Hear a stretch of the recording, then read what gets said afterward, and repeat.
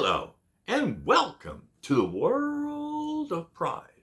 And I am your host, the one and only, and I repeat, the one and only Kippy Love. Today, I'm going to do a rant and rave video. Now, if anybody out there that knows me, knows what kind of person I am, I may be a little crazy, I may be a little weird, but if anybody out there knows me personally and how I live my life, when you first hear the introduction, I say what? Welcome to the world of pride. Now, what kind of pride am I talking about? I'm not talking about gay pride. I'm no offense to gay pride, but that's not the kind of pride I'm talking about.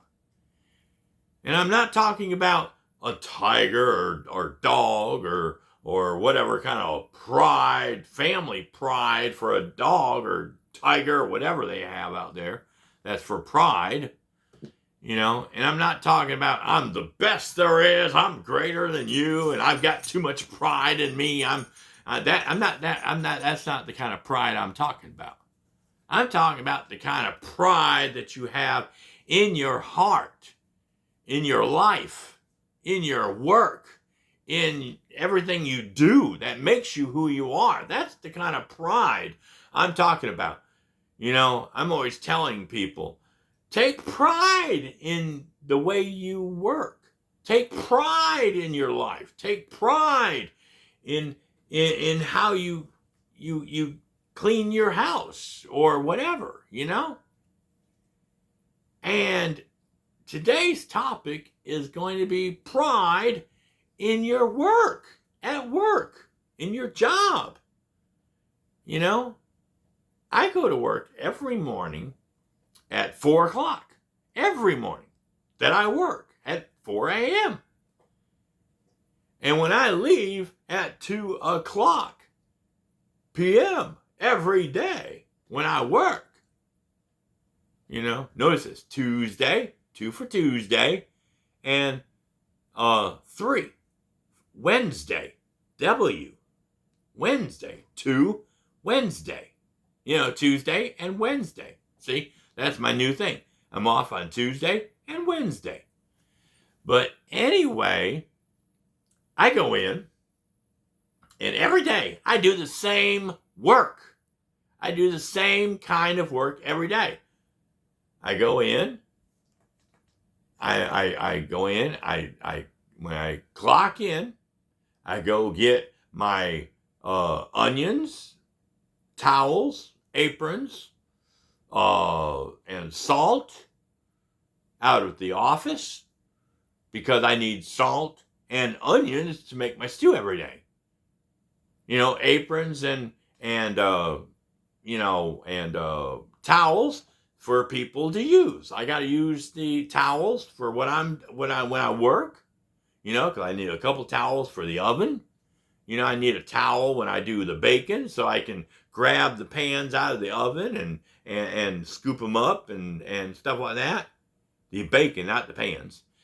I need a towel for myself, so that way if I, wash my hands or something and I dry my hands with my towel and I keep it in my shirt, in my apron, I have towels that need to go in a certain pan when we have biscuits. So they're not just sitting right on top of a hot pan. They're on a, and stuff like that. And sometimes I get a couple extra towels. I throw it on top of the biscuits so they stay warm, right?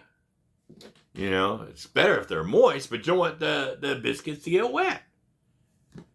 And then I have to fill up all the steam tables, the front ones and the back ones in the kitchen, with water. And then I got to turn all that on so it'll keep everything hot.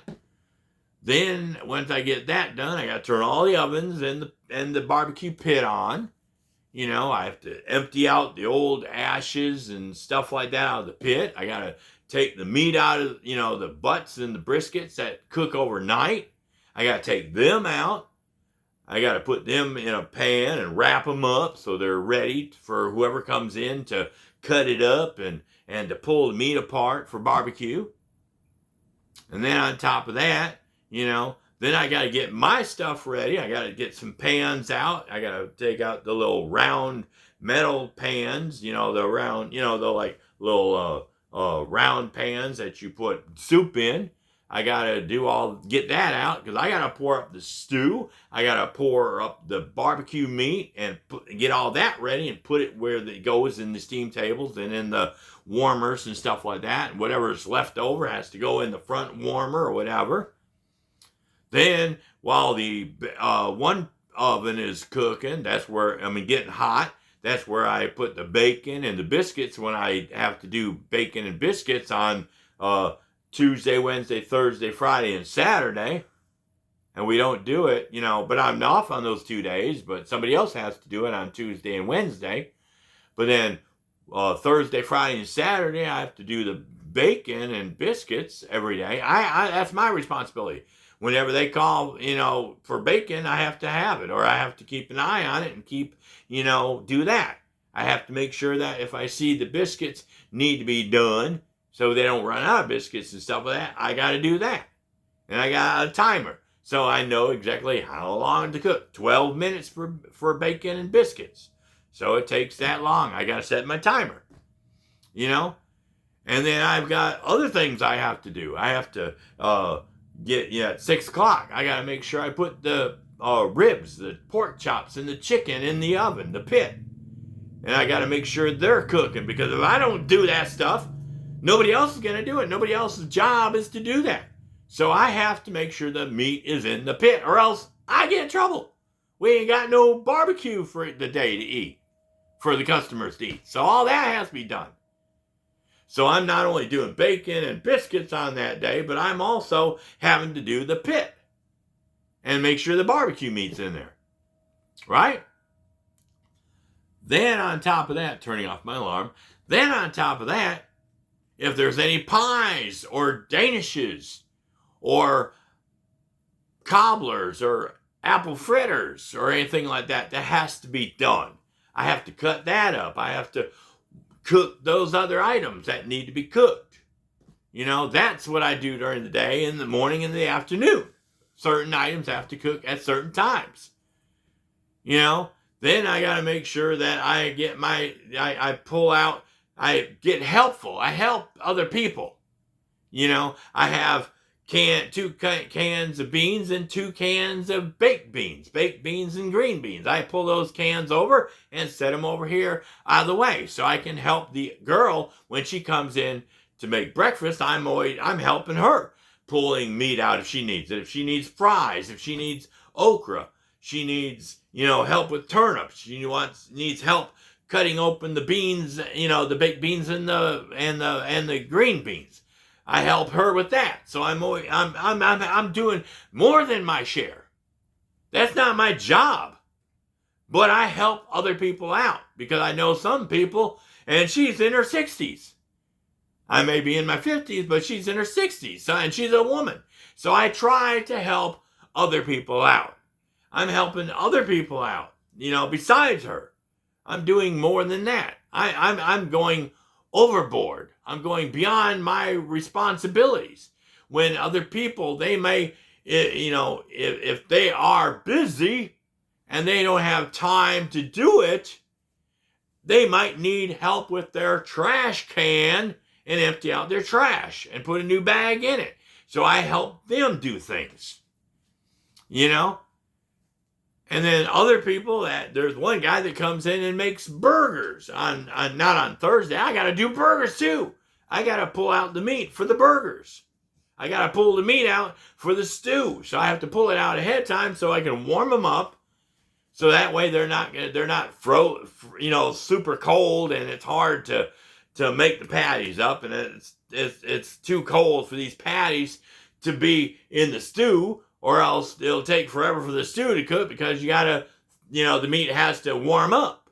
If I put them in a little warm, kind of lukewarm water, it'll make the burgers more easy to make. And also it'll take less time for the burger meat, in the stew to cook. So I've got, not only do I have to do my stuff, but I'm helping other people in the restaurant getting things ready, right? So I'm working all day long from the time I get there at 4 o'clock to the time I leave at 2. I'm always working. I'm always trying. I may take a little break every so often to check a message or see if my YouTube videos are doing good, to see if I got packages coming in the mail, something. You know, I may take a breather every so often and text my woman and say, "Hey, I hope you're having a great day," or check my YouTube or check my packages. I'm always getting messages on my phone. So every chance I get, I go over and take a quick look at my phone, but then I get back to work. And I'm continually working all day long. You know? And when the homeboy comes in on Friday, Saturday, Sunday, Monday, I'm always taking time. Like I said, I get his hamburgers out. And while he is making the hamburgers, trying to get the hamburgers out of the way, I'm cooking the hamburgers for him. Because this person is a little, I'm not saying this in a bad way, but he's challenged in a little bit. He's physical or mental or whatever kind of disability that he has. He works a little bit slower than some people do, you know, and I'm not saying he can't work faster. I know he can in some situations, because it takes him maybe an hour to make burgers, one thing a burger, you know, but I have seen him make it in 30 minutes. And the reason why I know he did it was because he had a big rush. He wanted to hurry up, and he had a date or something. He had something important he wanted to do after work, and he didn't want to have to, you know, he wanted to get things done, you know. But on the other days when he doesn't have anything planned, he's not in a big rush to get home, you know, he takes his time. And nobody forces him to move faster. You know, and other people see him doing that, and they kind of like back off a little bit when they could be running around and trying to get shit done as quick as possible and stuff like that. They kind of take their time and take it easy, and then they sometimes, you know, not saying anything bad about these people, but sometimes, you know, it's like, you know, like they make snide remarks, you know, not cruel, but they kind of make remarks like, "Oh, don't forget, you got garbage can up here," ha, ha, ha, ha, ha, because they don't want to have to do it. They don't have to work extra hard. You know, it's like the old saying goes, work smarter, not harder, right? That's what the saying says. And they take that saying, but they add an extra word in it. Work, work smarter, but don't work harder. They put that extra work word in there instead of work smarter, not harder. What does that mean? Work smarter, not harder. It means that if you can do less things in a shorter time, if you can do more stuff in a shorter time. When I'm working, I try to multitask to try to get more shit done in less time, so I have more time for myself. When I work today, like today, when I worked, yesterday I had extra meat that I didn't get time on Friday, because on Friday, the truck day comes in. That's the truck day. And the truck comes in, and I got hamburger that comes in, and I don't have to worry about anything with that, but I got to put the hamburger up. I've got chicken that comes in, 3-4 boxes of chicken. I got 3 or 4 boxes of ribs that come in. And sometimes, I have to share the sinks with the woman that works in the restaurant part. I mean, that cooks breakfast. And she has a certain time, she has a certain thing about her sinks, and she calls them her sinks. She has one sink over here for one thing she does for soaking a pot. Then she has to have this sink open because she has to have, she needs these sinks for her mindset. And she's been doing it this way for years. And I'm not going to jump in the way and stop her or tell her she can't do this, because she has been doing this for years and nobody gets in her way. And so I finally learned, stay out of my way until 8:30 or 9, whenever I don't have to make these grits anymore in this pot, this big pot, and I try to stay out of her sink. So if I can do rib, or I can do one chicken, just enough to where I can, stay out of her way, and I can put my meat up on the top of the sink part, where I have enough room where I can do one box of rib, I can do one box of chicken, then yeah, I'll do that up there. And and it slows me down, because I would like to be able to throw all the chicken in the sink and be able to have time where I can get it all done in 1 second. But then I don't have that much time, because I'm doing breakfast at the same time. I'm doing breakfast, and then, so yeah, I don't have that much time to do things. So then I have to push the meat over to the next day that I don't get done. So I do just enough meat so I can have enough meat for me to work with for the rest of the day. And night shift has to have enough chicken and enough ribs, so in case they need more meat, that they have it to work with. And then I have to have enough meat for the next morning, Saturday, so I don't have to come in here and go, oh shit, man, what am I gonna do? I don't have chicken, I don't have ribs, what the hell am I gonna do? So I've got to make enough ribs and chicken for the next day, so that way when I come in the morning, I can throw my meat in the oven, ribs and chicken, and make sure I got pork chops for the next day when I come in on Saturday morning, and I can put it in the oven. And then if I have time, I can do the rest of those ribs and the rest of those chickens and get them out of the way on Saturday morning, right? And I've got to try to do that in a small window. So when I'm, because I can't do stew in the morning. I can't do that until Sunday and Monday morning, because those days we don't serve breakfast. So I have a little extra time in the morning to get the stew out of the way. Like tomorrow morning, I'll have at least an hour, 2 hours, 3 hours at the most, from 4 in the morning until about 7:30. That's when I got to do. Tomorrow the girl is off, so it's my responsibility to do the vegetables, the baked beans, the beans, turnips, grits, gravy, so I've got to do that. Plus, I've got to make sure that I do my meat still, my chicken, pork chops, and ribs. I've got to make sure I do that, so I've got a lot of responsibility to do. I'm the main cook on those days, and then I understand, like I said, after I get all that done, I'm doing the hamburger cooking until the boy gets through making the hamburgers. And then when he gets through with the burgers, then he can take over cooking those burgers that need to be cooked during our shift. And yes, I don't mind helping if the other people are busy, and things like that.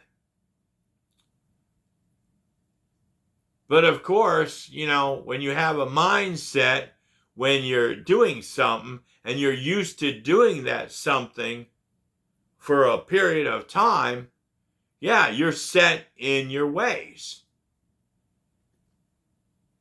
But me, on one sense, I'm thorough.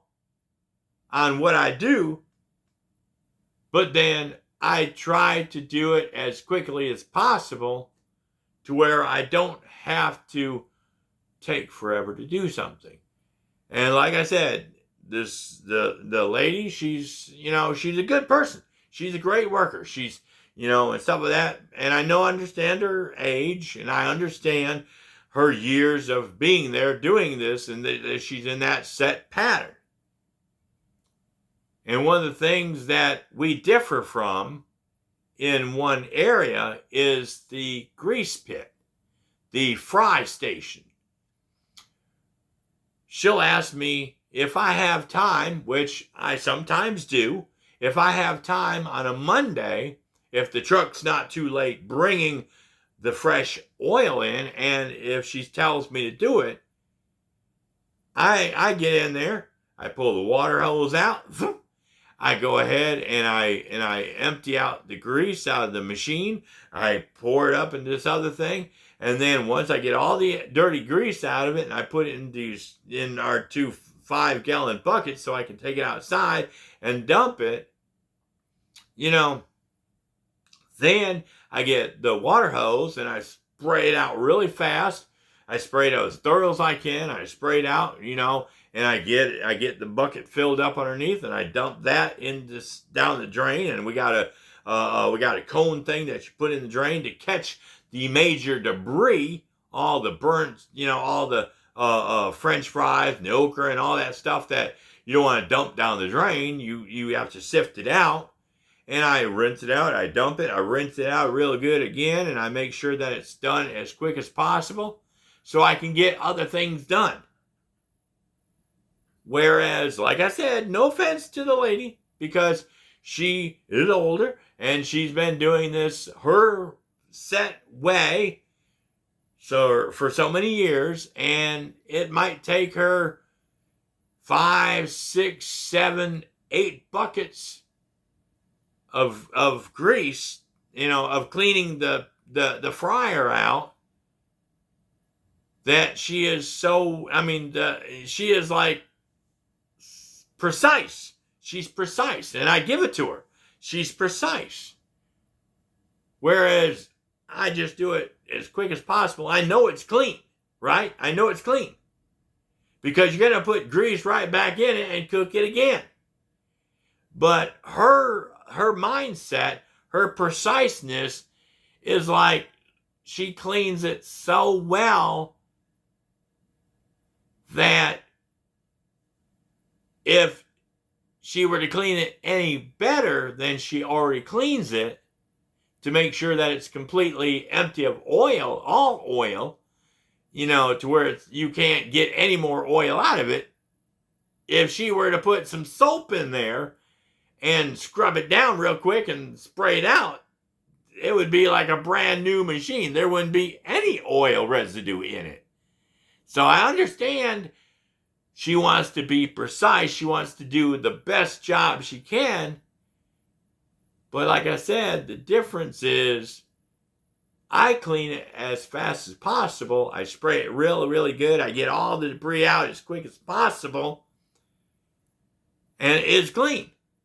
Whereas she is like, her mindset thinks that the more times she rinses it, the more times she rinses it, the more times she rinses it, she's so, with her preciseness and her, sorry to say, pickiness, of making sure, I see a little bit of grease. I got to get some more out. There's a little bit more grease film I see coming out, and she has to keep going until she sees no oil residue, red, whatever, in there.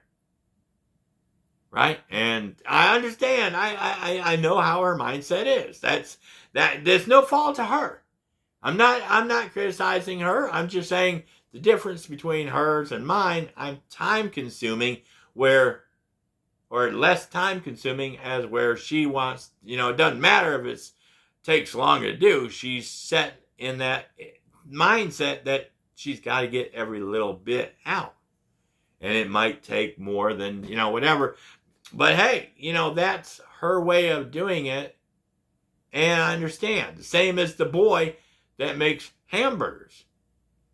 he has gotten, I mean, and with his illness that he has, his mental or physical illness that he has, he's in that mindset that's as fast as he can work, because I've seen him work on other projects. Like if he tries to help cook fries, whereas the girl, she can cook like 10 orders of fries at once and stuff like that, where he might be able to only do 2 and he starts freaking out. It's like, please, I beg you, I'll do anything. I'll do the burgers. I'll take the trash out. I'll do this if you just don't put me on fries, because it kind of overwhelms them. Where she can tolerate it better, And I understand both of their worlds. I understand their worlds. But it's just they don't realize that my world is between both of their worlds, and it kind of it takes away from my world, which I'm not blaming them. They need help, just like I need help. But the difference is, I don't need anybody's help to do my job, because I know my job. I can do my job without needing help from anybody else. But I understand, because at one time, the boy that was making the burgers, at one time he was trying to do the burger making, and then he was trying to cook the burgers on the grill. Then he was, on top of that, he was trying to be like me, be helpful, and he would try to go over and help the girls do ice when they needed some ice out front. And it kind of overwhelmed him, to the point, I mean, it didn't overwhelm him like, oh, fries, it was more like, it was overwhelming his workload, to where his making burgers took longer to make, because he was having to stop make the burgers to go make the burger, cook the burgers, or to go do the ice.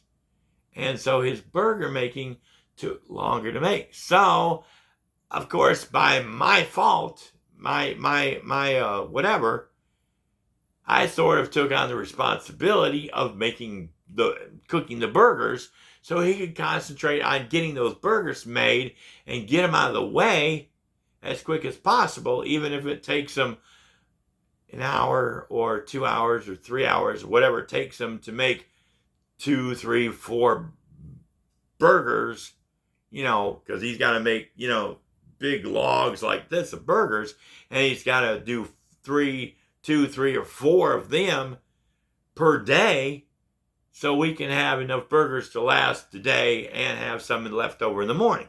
Just like I've got to do enough meat prep ahead of time, so we'll have enough. And plus, don't forget, I got to do the prep and the cooking of the butts and brisket also.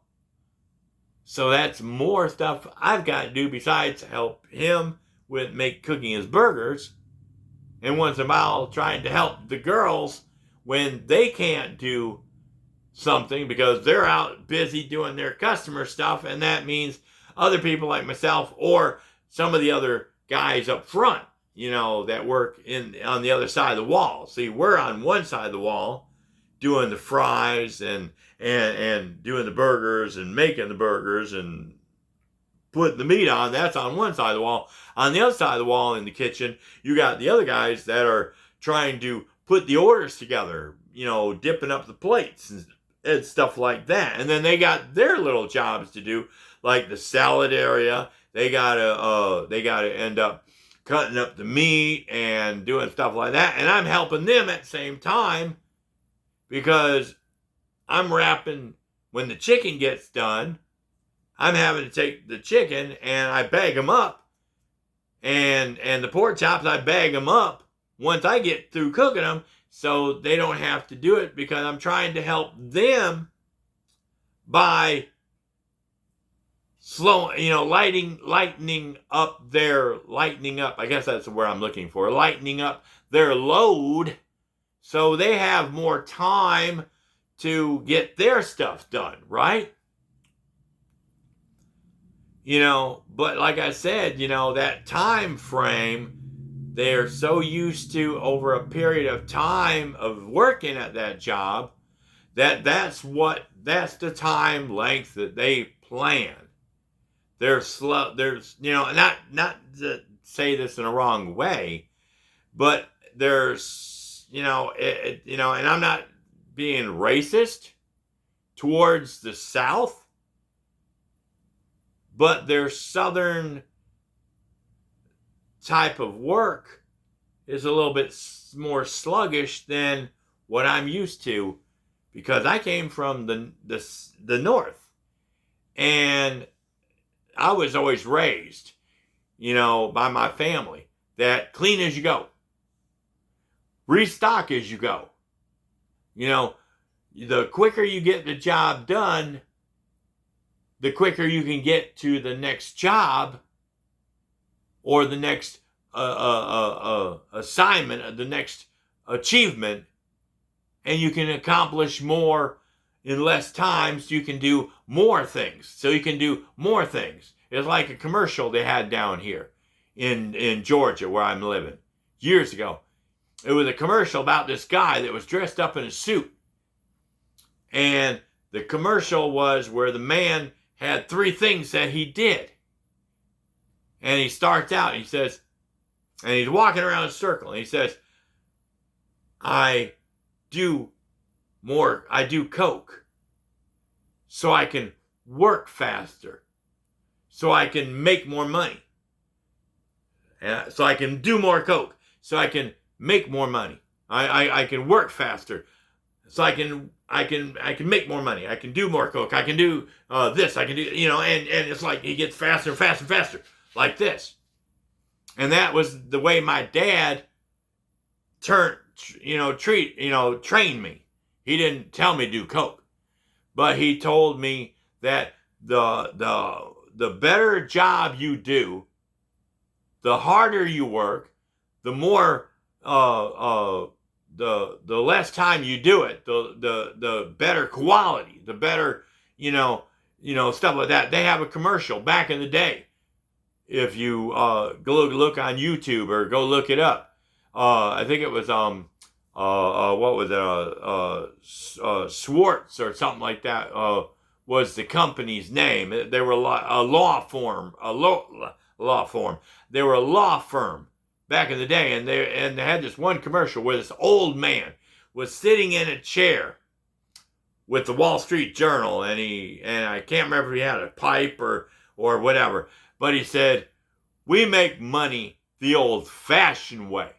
We earn it." And I had that was in my head every day.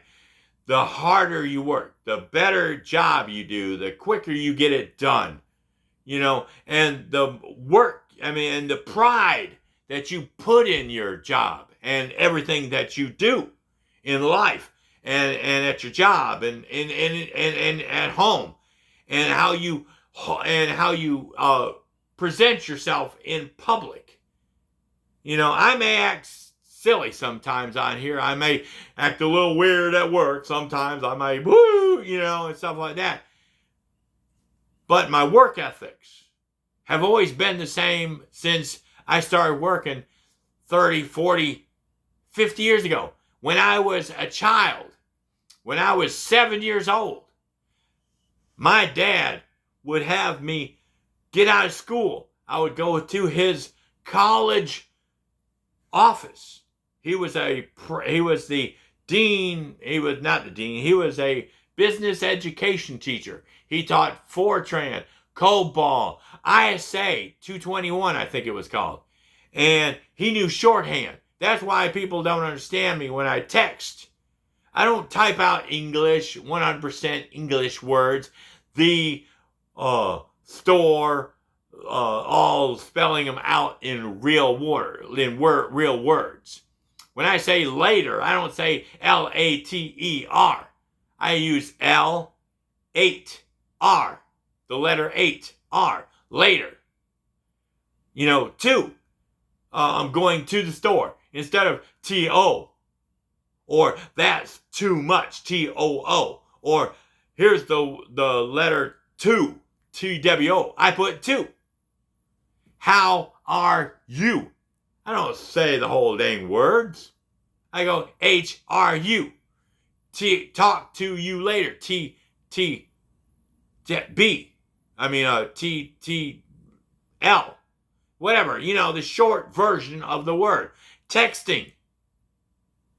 I call it, I shorten some of those words even less. And I come up with my own words. I call it the shorthanded texting. Because I learned my dad, when he was in college and doing business, he had shorthand writing. And instead of typing out the whole words or writing out the whole words, he would use a curve, a comma, a period, something, and that stood for a word. And people that knew shorthand, they knew what he was saying. Everybody thought it was some kind of Morse code shit. But it was shorthand. That's what they called it. And people always get mad at me on Facebook or YouTube or whatever. Why can't you write English like everybody else? It's because that's why it's called texting. And it's called shorthand texting. Because I came up with it way back when I was 7 years old, before texting even came out. Or way back when AOL, AIM, and those things. Before we had Facebook, before we had Twitter, before we had all these things. I was doing shorthanded texting back then on AOL and AIM. And what's the other one? It was some other chat. It wasn't Snapchat. It wasn't whatever. It was Face Chat or something like that. Right? Or Space Chat. Or Space whatever chat. Those what we had way back when I was growing up. Right? And so, yeah, I had, we did that. But it's like my dad put in my mind. I was working in the yard, helping my dad pick up rocks and sticks and cutting wood and working every day. I didn't get to go home and sit around and play games all day. I didn't get to lay in bed all day and play around. I was out there in the yard working with my dad. He was putting that work ethic into my mind. And then when I got out of school, like I said, when I got out of school, I would go to his office.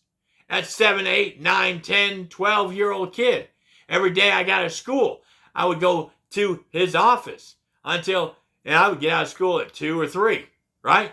And I had to go to his office. And I would sit there with him at the office because we were in town where our house was out of town, 20 minute drive away.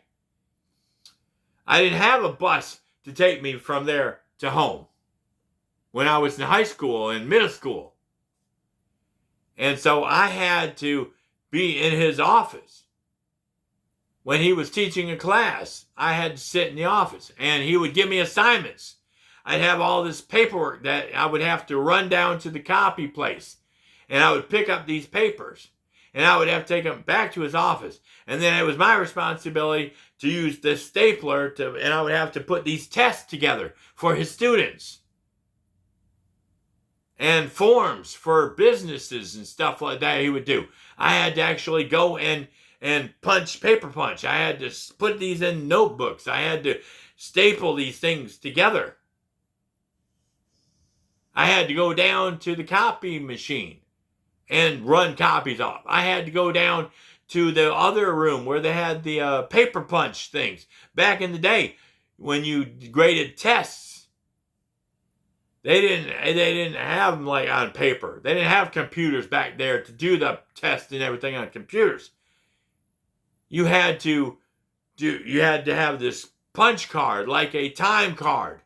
And you had all these holes in it. And when students would take the test, they'd have to punch A, B, C, D on the test. And the sheet and these punch cards would be underneath the test papers. and they had to punch these in. Then you had to, and then when you did the test, when you did the test, you had to punch in, and then once you punched and you put the master punch on top of the sheet, right? And there was a color, some kind of a color thing that would stain all the papers as you went through, and you had a machine, and it would go like that, where the answers were. And these were the right answers. They would punch through with a special ink that would go through all the papers. And if your answers were in those, if the correct answers were in those colored stapes where it would punch the right correct answers, and your answers were correct and they weren't somewhere else on the paper, then you would get that one right. But if your answer was in the wrong spot, then I had to go through and circle all the wrong answers, and then my dad, he would grade them depending on if you got the right answers or wrong answers. So I was doing that work, and then I had to also run and take paperwork to other offices in the college. I had to go pick up things from other colleges. So I was working before I was even 16, before I even had a real job. I was working, and that was my allowance. But I didn't get paid in allowance. I might have gotten $5, $10 for an allowance every week or every month. I got a certain amount of allowance, but it wasn't like today. I may have gotten $10 allowance a month. But then also on top of that, I had chores, I had responsibilities. And my dad had a chart up on the wall. Every day, you have to make sure your bed's made. You have to make sure that you took out the garbage. You had to make sure that you helped set the table. You had to make sure that you helped clean the dishes after dinner or after breakfast. You had to make sure that, you did your homework. You had to make sure that you took a shower. You had to make sure that you washed, or you made sure your clothes, you helped your mother put your clothes in the hamper and make sure they were downstairs so she would wash it. It wasn't her responsibility to grab your clothes and take them downstairs to make sure they're washed. That was your responsibility. If you didn't take them downstairs, your clothes didn't get washed.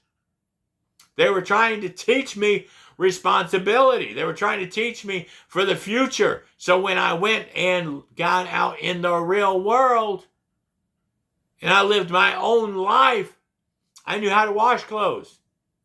I knew how to dry clothes. I knew how to put clothes in a hamper. I knew how to hang clothes up on clothes hangers. I knew what time to get up for school. If I didn't get up and miss the bus when it was time for school, when I was in elementary school, I got a whipping. If I did something wrong, if I sassed my mom and dad, if I was late for school, if I missed the school bus and didn't make it home, or I missed the school bus in the morning to go to school, and my parents had to come pick me up or they had to take me to school, I got a whipping. It wasn't like these kids today that don't know how hard it was back then. I didn't know how hard it was when my mother and father were raised. They had to walk to school. They didn't have buses. And if they did have buses, sometimes it was too wet. It was too, they had snow up in the north. These kids down here don't know what it's like to have snow 6 months out of the year. And if it was too windy, it was too blurry, it was too much snow, the buses couldn't couldn't take you to school, and your parents couldn't take you to school, because back then they didn't have all these nice luxuries like snow tires and plows and stuff like that. Some parents couldn't afford to have a car. So when my parents had to go to school, they had to walk to school. And in order to keep warm, they had to take baked potato. The story of Little House on the Prairie, where they had to carry their meal with them because it kept their hands warm. That was real. So you don't realize what we had to go through as 50-year-old kids, and what our parents of 80 had to do when they were growing up. And they got whipped just like we did when we were growing up. Now, these kids nowadays have been spoiled. They don't realize how bad it really was back then. Society has gotten in the way of responsibilities. They've taken church out of school. They've taken church out of everyday life. You know, they're trying to get rid of churches. They're trying to get rid of all this stuff. Prayer, we don't have that anymore in school. Unless if you're in certain schools, yeah. You know, the fear of God has been taken away from people nowadays. Back in the day when I first started working, you had fear that work comp, there was no work comp. You know? There was work comp probably, but the fear of God, the fear of you're going to get fired if you don't do your job. Now, managers are afraid to fire you. And if they fire you, what's going to happen? Ooh, well, I don't give a shit because I'm going to get work comp. And the boss has got to pay for that shit. And people are too lazy. They're too sorry like we were when I was growing up, when we first worked. You know, back in the 80s. You were afraid to do anything wrong. They used to have a thing that I thought was crazy. They could fire you because you had blue hair. If it upset the customers, or the boss didn't like looking at your blue hair, he could fire you because you were that. If you had earrings and stuff and you had to take them out. Now some jobs don't give a shit. You used to not be able to have beards when you waited on customers. You know, now I see some restaurants let you have beards. And most of them don't make you wear a hairnet. The only time you have to wear a hairnet is when you're in the back kitchen cooking the food. But that doesn't mean that, you know, a waitress's a fingernail could pop off, or a piercing could fall off, or hair fall out of the head, fell out of your face, you know, and get in the food. You know, so it's like a lot of shit has changed over the years. Yes, I understand that. The responsibilities, the forcings, and all that shit are not there anymore. But that's not what I'm talking about here today. I'm talking about pride in your work. Pride in your life. Don't push shit off on somebody else just because you can. Just because you're too lazy and you don't want to have to do this stuff. Don't push it off on other people. I know certain people at my job, at my past jobs that I've had. Why should I have to do it? Kippy will do it. Or this guy will do it. Or this girl will do it. Because they know what it's like to work. They're from that older generation. They know what it means to work. They were in that generation where they had to work. They had to do the shit. They didn't have a choice. Now this newer generation, they just say, well, shit, they can't do shit to me because if they fire me, I can always get another job. I can always, lay around the house. Don't have to work. I can do shit because what you gonna do? Fire me? So they know they can get away with shit. Which makes the rest of our jobs that are trying to do their job, that are trying to do the best they can do, because I believe that if a customer sees me working, and it doesn't have to be in the restaurant business. It can be in the library. It can be at the gas station. It can be somewhere where the public eye sees you. Maybe I don't get, the public don't see me as much as I did when I was waitering and I was out there working in front of the customer. I knew how to work the system when it came to the customer. You know, back in the day when I used to work at the Waffle House and Ruby Tuesdays and all these other jobs where I was a waiter, I made sure that I did the same work that I do now in the kitchen, in the back kitchen where the customers can't see me. But I still have to answer those customers cooking. I have to make sure the food's right. It has to be done at a certain time so the customers can get it and everything. Sure, I may be overwhelmed sometimes because I try to do too much, or I'm trying to do all this stuff so I can get it done quicker and stuff like that. Sometimes I might accidentally let something go, or I don't hear the alarm, or I'm too busy and I don't hear the alarm going off, or whatever. And sometimes a biscuit might get a little too done. The chicken or a pork chop or rib might get a little too done. I'm sorry. I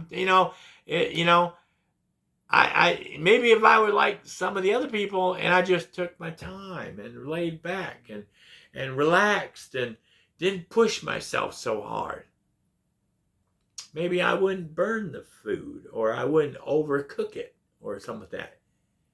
Maybe I'd have more time to stand back and go,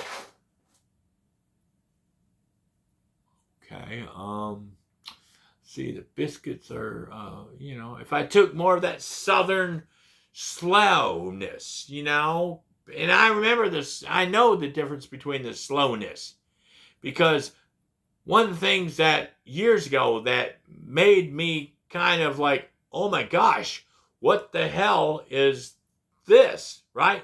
When I was in kindergarten, first grade, second grade, and third grade, back in the 80s, when I was growing up and I was going through school, you had certain amount of credits that you had to have in order to go to the next grade. And even when I was in first grade, credits were there. And I got held back in first grade because my family felt, my mom and dad didn't feel I was achieving to where I should have achieved. And they told the teacher to hold me back. Because they didn't feel I was achieving. I wasn't learning up to my potential. So I got held back. I was in 5th grade and I got held back because I wasn't achieving, or I didn't have that grade thing, and I got held back. It was probably, I can't remember if it was the teacher that held me back or if it was my grade thing was back, and I ended up not being able to go to the next grade with all my other classmates. When you get out of 5th grade, you go into middle school, and that was another school, another area. And to keep the embarrassment of me, the embarrassment of all the younger folks that knew that I was being held back again. Oh, this boy must be stupid. This boy must be brain dead or something like that. And my parents knew this. So they put me in another school area, which was in the main town where my parents were college professor, a business education college professor, and my mother was the secretary for the dean of the college. They put me in that town instead of out in the country town that we were originally we lived. They put me in another school area, so that way when I was, because all the kids that were going up to the next school, the next higher grade, the 5th and 6th grade, in that area, and then if I would have passed, then when they were going to sophomore and I was getting in, when they were going to 7th grade and I was coming into 6th, not only was I getting made fun of by the younger generation underneath me, the 4th grade going into the 5th grade, would be laughing at me, calling me stupid and dumb because I was held back. But then when I went to the next grade, the next year, and went to 6th grade, all the 7th graders that were in the 6th grade that was with me in the 5th grade would have picked on me and made fun of me because I was stupid. Oh, you finally made it up here, didn't you? So my parents knew that, and they put me in another area so I wouldn't be picked on, I wouldn't be humiliated. But even today in the workforce, I'm being picked on because they know that I'm a hard worker. They know that I may not be as popular as they are. I may not be, they use it as they're not, I'm not saying it in a bad way, but it's sort of like a bulliness. It's sort of like a bulliness because they are higher up in the scale. They get paid more than I do. I'm not part of their little, whatever. I'm not part of their group. I'm not into football. I'm not into baseball. I don't share the same things that they do. I'm in my own little world. I play video games. I make YouTube. I watch movies. That's me. So because I'm not in the sports world, I'm not in their same clique, and then they knowing that, what's he going to do? He can't say no if I push extra shit on him or I call him asshole or pick on him or whatever in one way or another. I can get away with that because nobody's going to say anything. So it's not fair to me in that sense that this person or this person or this person gets picked on or treated different or worse just because they're not in that certain clique. You're not on the line. You're not with us, so we can treat you differently. Which isn't fair. But, what am I going to do? I can get upset, and sometimes I do. They might say, like, one day somebody made a comment about, oh, don't forget the garbage up here. Ha, ha, ha, ha, ha. Don't forget to get your garbage can up here and empty it out. It's not my trash. It's not my garbage. I don't throw shit in that garbage can. You throw shit in there. Waitresses throw shit in that garbage can. That's your garbage can up in the front. I take care of the garbage can that I fill up, that I put my garbage in. If I put garbage in this other person's garbage, the lady's garbage, because she has French fries and she has stuff like that she got to throw in her garbage can, but sometimes I use her garbage when I throw stuff in there myself. So I feel that since I throw garbage in there, I should empty out the garbage can to help her out. And that's another thing I do. I help her out with that. Now there's grease buckets that have to be emptied, that she pours the grease in there. But I also use those grease buckets myself because when I'm not saving bacon grease for her, or I'm having to empty out the burgers, and sometimes I help her with the big chopped steaks that we put gravy and onions on and stuff like that. I sometimes help her cook that. So if any grease falls in there, I dump that in the things. I take them out. And then when other people that could help out, take out that grease when I'm off on those days,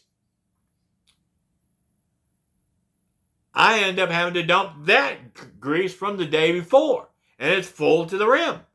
That's not fair to me, but I do it because why? There's a Bible passage in the Bible talking about this man who was the boss had to go out and hire people to work for him because he couldn't do all the work himself. So he hired people to work for him, and each one of them got a penny a day. That would be like, I guess today, $100 for like $10 a day or $10 an hour, but they got $100 a day working because I work 10 hours a day, so 100 times 10 is $100 a day. And that was my agreement. So they probably got 5 cents a week, 5 days a week, where I get probably $500 a week for working 5 days a week. And they agreed on paper or verbal that they agreed to this. And everyone, the boss agreed with everybody that said they knew how to do the job and they were going to do the job. Where I do my job. And it's my responsibility. It's my job. I hear people all the time, in the past and today, that's not my job. I shouldn't have to do that because I don't want to do it because that's beneath me. I don't have to make hamburgers. I don't have to take out the grease because that's beneath me. I don't want to get my hands dirty. That's too much work because I have to pick up heavy shit and do it. Why do this stuff, like Coke, putting up a Coke, you could help some people out, but because it's not my job, or I don't feel I should have to do that because that's not my job, or I don't get paid enough to do that job, who ends up getting pushed it on? Oh, while you're doing that and while you're doing this, could you do this? Could you do that? And you push that off on other people when you could help instead of standing around leaning on a table or standing around texting on a phone or listening to a podcast or playing a game on your phone or something like that. When the manager clearly come out with a with a meeting and said the lack of work, and I see people on the phones instead of working when they could be working, and he had to let that thing go. He did come on to one person fussing about that person using the phone, but he didn't talk to other people when they were doing their phone, which isn't fair. And like I said, I've seen this in the past when I worked at other jobs, and I see it today. And it's not fair to those people that are trying to do the best job. They're trying to show the job. And I've had people telling me,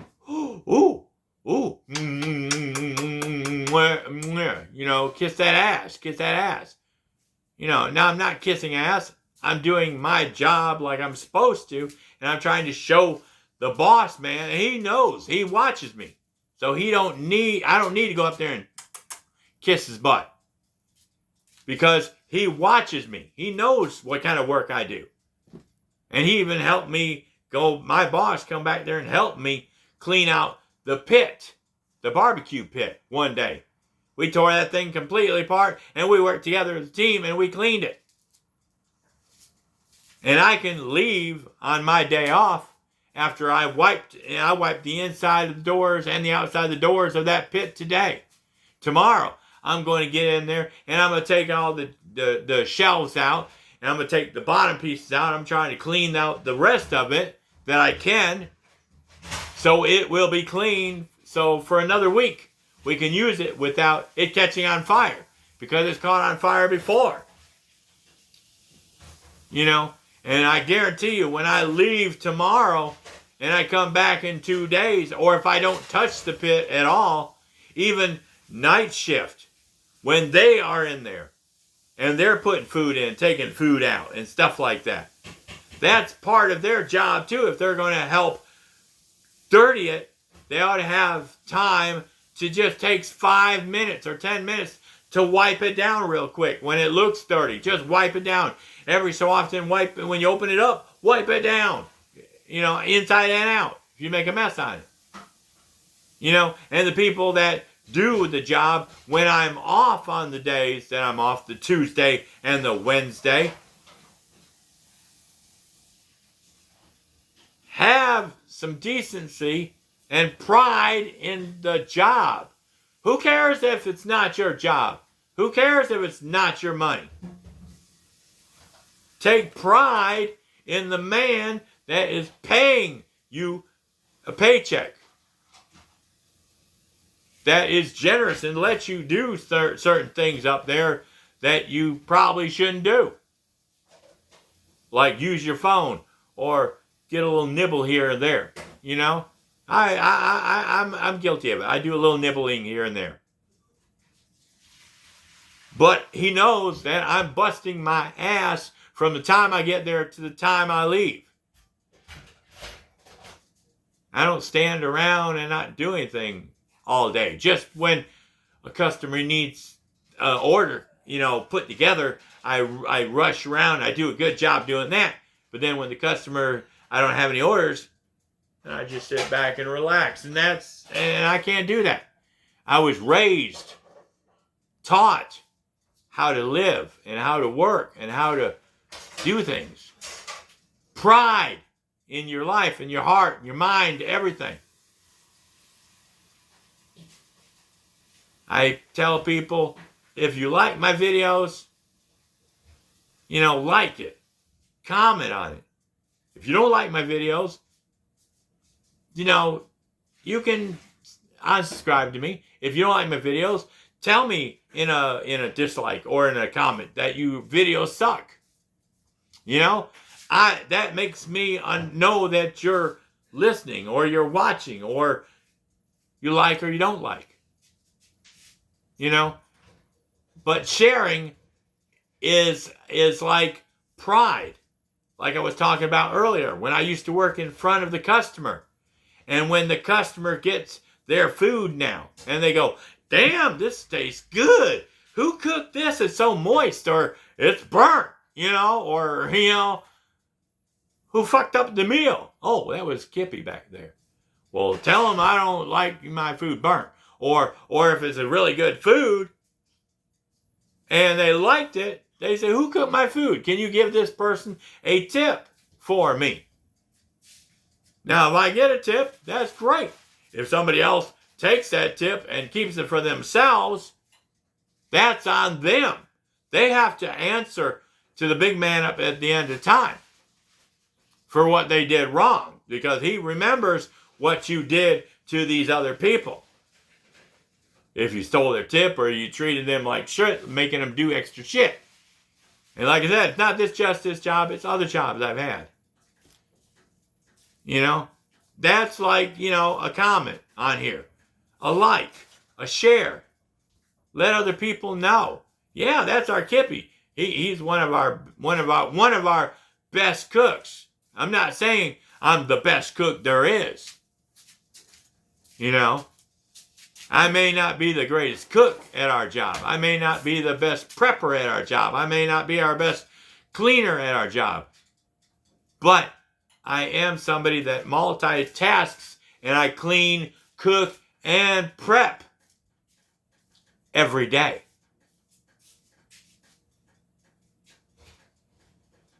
And I want those customers out there.